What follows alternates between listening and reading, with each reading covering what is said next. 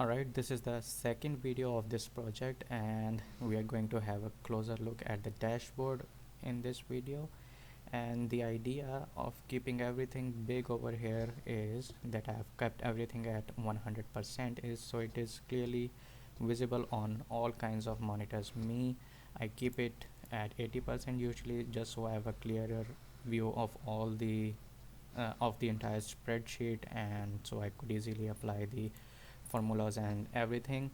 So on this top left hand side we have a table of contents with navigation on it, and if I click over here overview, it's moving me navigating me to this overview tab, and this one will take me to the project section.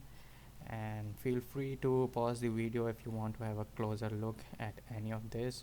And then we have this opportunities section over here with a pie chart for opportunities versus projects, some of the sources from which we are gathering the leads. And yeah, that's pretty much it from the dashboard.